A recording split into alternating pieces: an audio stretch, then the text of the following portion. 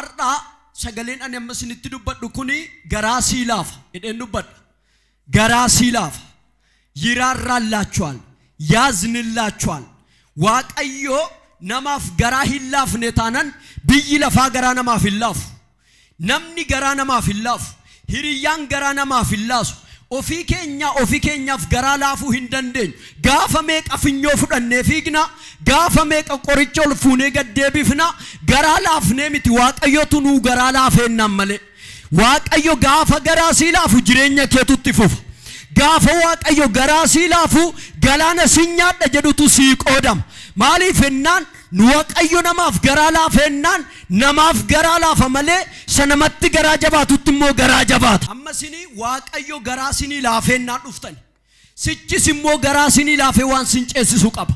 Sichis garaa sinii laafee karaa sin dabarsu qaba. Sichis garaa sinii laafee mana galataan sinii dhaabu qaba. Macaafa Saamu'eel isa duraa boqonnaa tokko lakkoofsa 25 irraa kaaseen dubbisa. Isaan achi ga'anii tuntunicha erga qalanii booddee mucicha gara Eelii lubichaatti geessan. Yommuu isaan lubichaan yaa gooftaa koo du'a lubbuu keetiiti. Dubartittiin as bira dhaabbattee Waaqayyoon kadhachaa turte sun ani mucaa argachuudhaaf isa kadhadheen ture. Inni waan ani isa kadhadhe anaaf hin kenneette. Haleluuyaa. Mee sagalee guddaa ol fuudhaati isini waan ani isa kadhadheedha.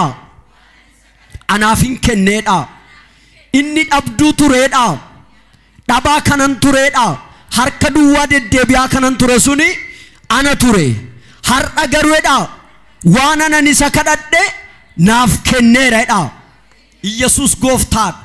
Haannaadhaa fi namichi Eeliin inni mana qulqullummaa keessa tajaajilu garaa hin laafneef. Yeroo baay'eedhaaf kadhatti. Yeroo baay'eedhaaf mana qulqullummaatti deebiti.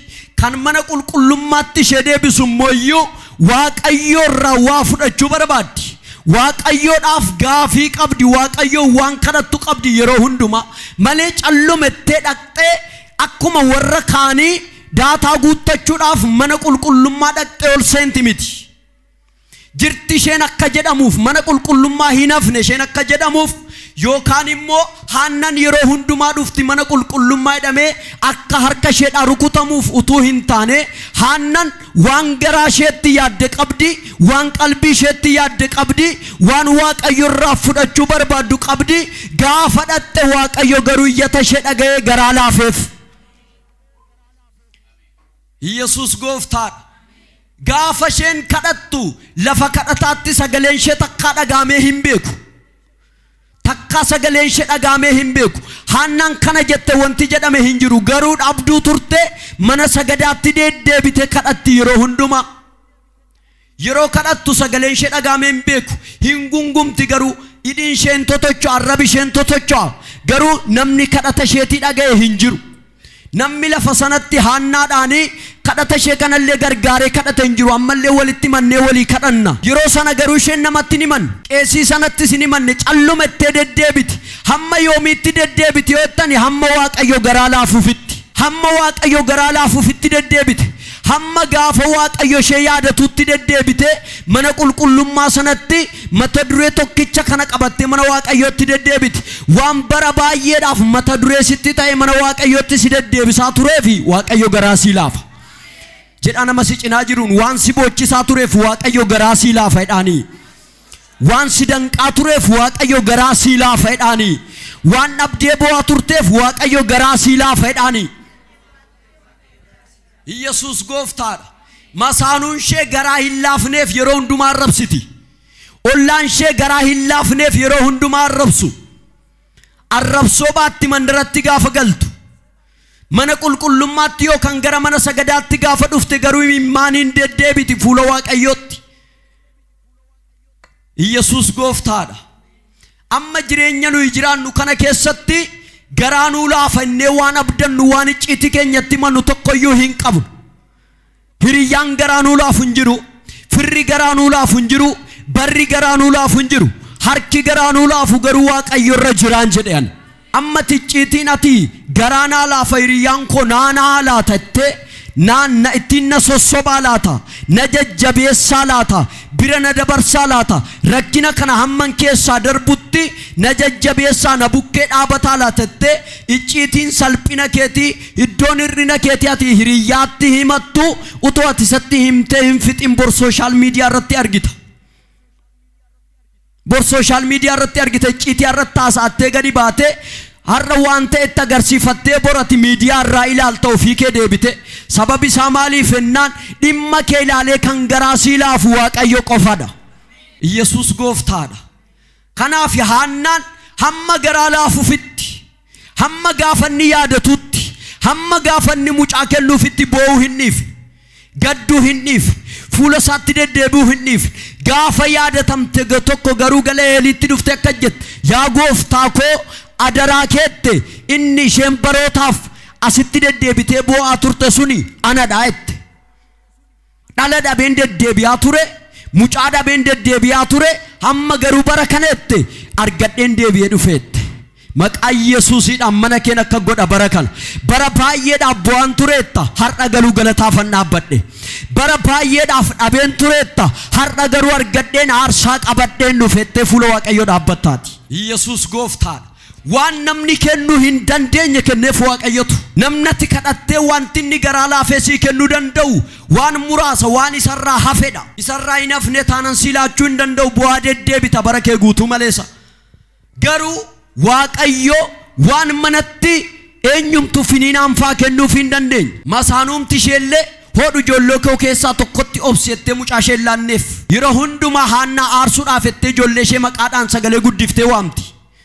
Mucaa koo ettee waamti, ebeluu koo ettee waamti. Sababi isaa maaliif ennaan dhabduutu masaanuu isheeti.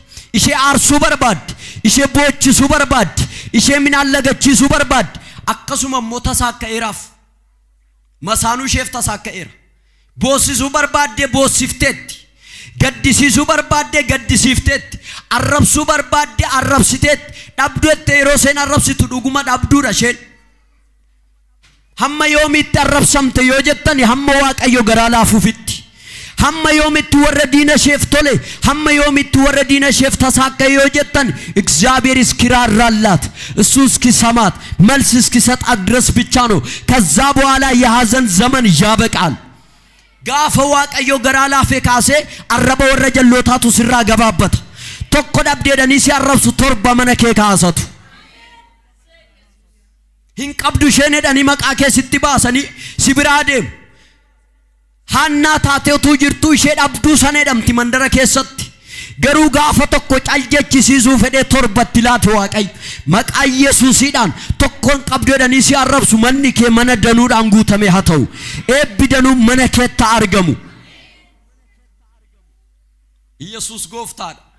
Warra amanee sagalee kana dhaga'aa jiruuf tokko dhabdee waanumatti itti boo'aa jirtutu torba ta'ee si marsa.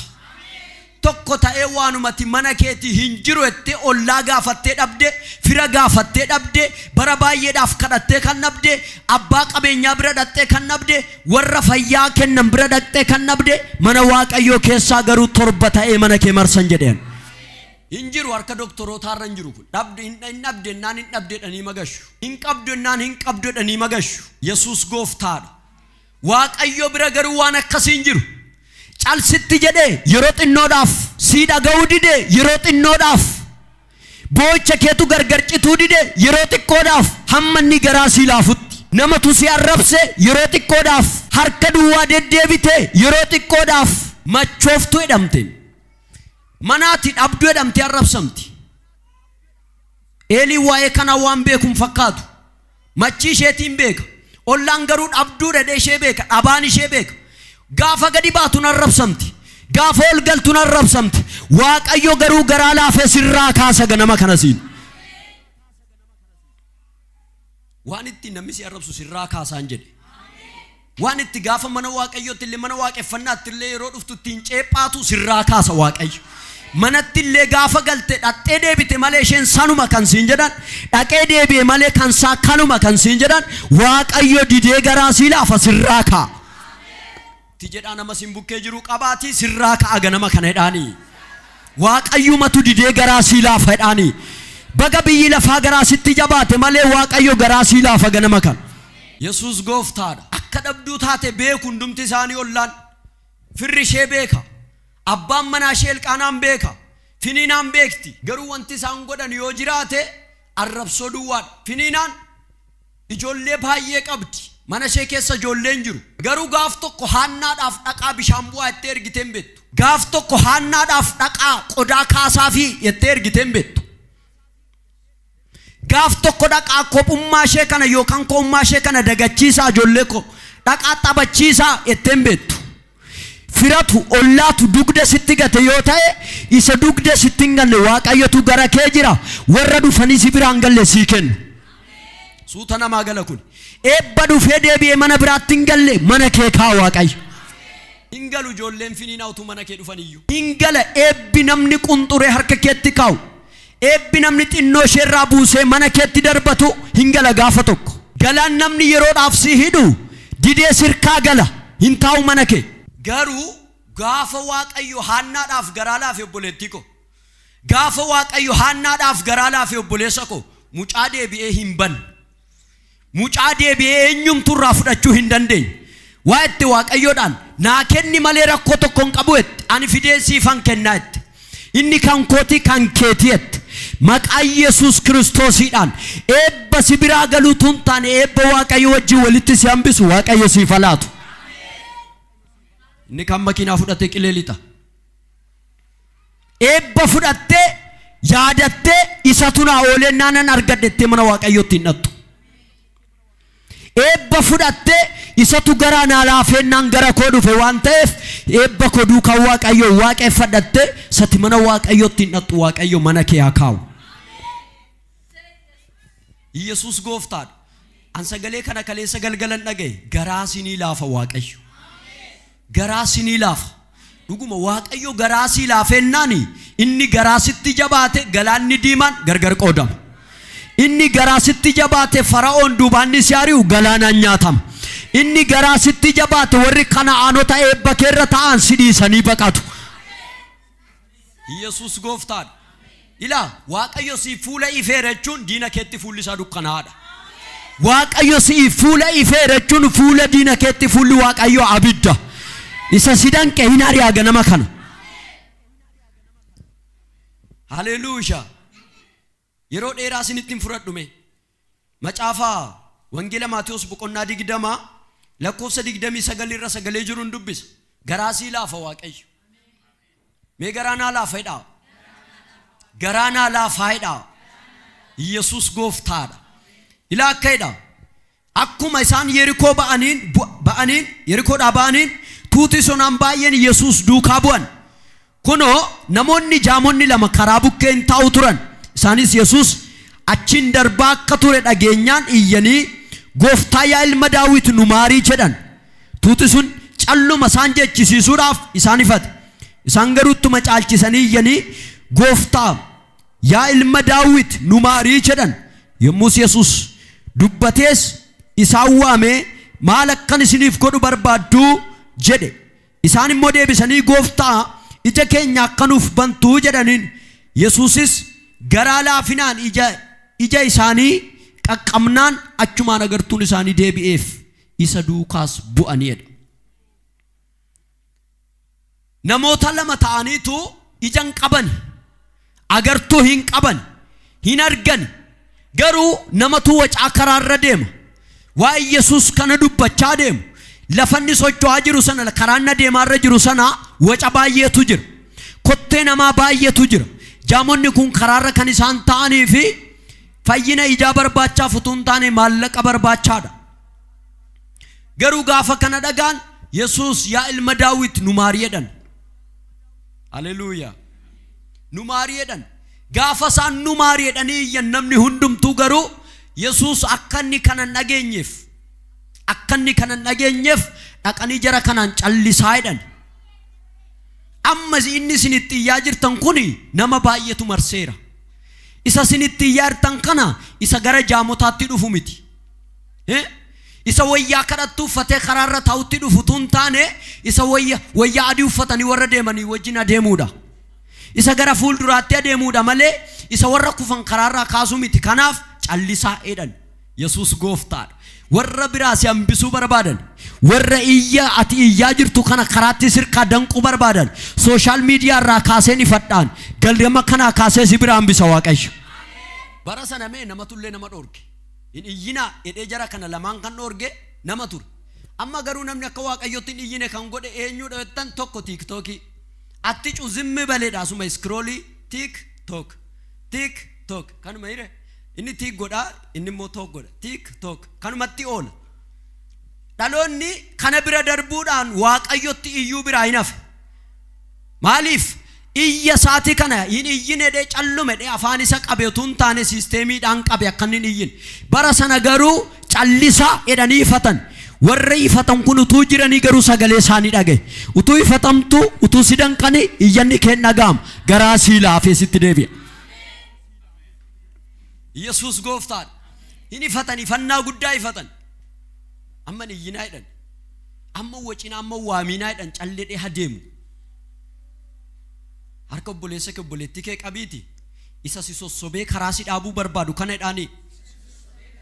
Isa si sossobee akkatiin kadhanne gochuu barbaadu kana jedhaanii. Kanuma gidduudhaa garaa sii laafa jedhaanii. Utuu qabamtuu garaa sii laafa jedhaanii. Ati garuu didi iyyi jedhaanii. Ati garuu didi barbaadi jedhaanii. Obboleessa didee waammateef didee garaa laafaaf. Obboleessa didee gara isaa waammateef didee gara isaatti deebi'ee fayyisa. Yesuus gooftaadha. Didanii iyyanii didee duubatti deebi'e utuu waa baay'ee isaanii dhiibanii. Didanii yaalma Daawit nu maari jedhan. Si'a tokko dhanii callisaa jedhan yennaan si'a lammaffaa immoo sagalee caalchisanii iyyan. Yesuus gooftaadha. Haleluuyaa. Meesini sagalee guddaadhaan ol kaasaati an dideen iyyaadha. Dideen haa dhagaa'edha. Dideen iyyaadha. Didee garaanaa laafaadha. Yesuus gooftaadha. Gara jabina namoota kanaa ilaalaa. Mootii jaamota fayyisutu karaa darbaa jira. Mootii du'aa kaasutu karaa darbaa jira. Mootii naafa utaalchisutu karaa darbaa jira. Garuu jedhani asuma turaa callisaa jedhani. Yesuus gooftaadha. Si jalan darbin didii harkaa si baasa Waaqayyo. Yesuus gooftaadha. Akka isaan duukaan buuneef, akka isaan hin iyyineef, akka iyyati isaan hin dhaga'amneef, akka isaan lafa naafina sanaa hin kaaneef, akka jaamin isaan hin banamneef callisaa jedhan. Warra har'a callisi siin jedhan kana, warra har'a duukaa akka hin buuneef si danqaa jiran kana, waan sin dhibu jara sana Waaqayyo adabbii biraa tokko laanneef. Adabbii biraa tokko laanneef. Adabbiin tokko laatamneef warra haa callisu jedhanii lolan sana. Maaltu ta'e garuu gara isaaniitti dhaqeetu maal barbaaddu jedheen. Yesuus gooftaadha. Ammati utuu sooshaal miidiyaa tu naqabee feesbuukii tu naqabee tiiktookii tu naqabee waan rakkas akkasiitu na danqetutu Waaqayyo dhimma dhaqee feesbuukii cufuuf hin qabu.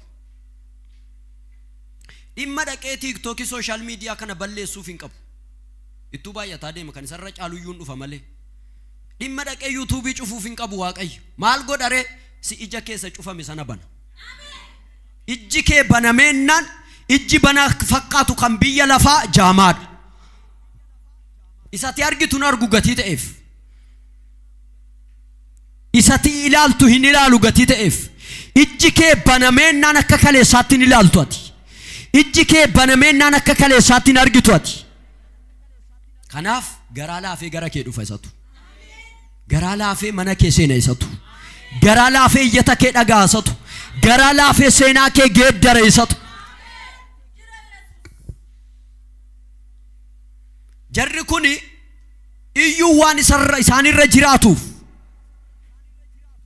waamuu waan isaanirra jiraatuuf, fayyuun waan isaanirra jiraatuuf har'a jedhan yerootti callifnu miti. Har'a jedhan carraan nuti arganne kuni takkaanu darbuun irra hin jiraatu. Dhibaa'ummaatti na darbuun qabu kadhanni nani har'a kadhadhu. Dhibaa'ummaatti na darbuun qabu jireenyi nan har'a Waaqayyoof jiraadhu. Callisu waan naan jettaniif nama callisu miti ani jedhe. Isiniyyuu akka jedhaa hin callisu jedhaa. dubbadha anin callisuudha diddee waamta diddee waaqeffatta diddee faarfatta diddee siyaadata diddee mana isaatti deddeebita diddee si eebbisa isatu Haannaan ikkoo utuu akka mana arrabsamtuuti utuu akka mana maqaatti baasaniiti eessa turte isinitti fakkaata fayyuun waan isaan irra jiraatu yerootti callifnu miti dhibaa'ummaatti na darbuun qabu jireenyina narra waaqayyoof jiraadhu manuma waaqayyoo keessa jira Saamu'eel waldaadhaa baatee TV jala waan teesseef hin dhufu nan dhabettee bu'aa kan turte sana hoodhu dheesii kenna si biraan hafuutti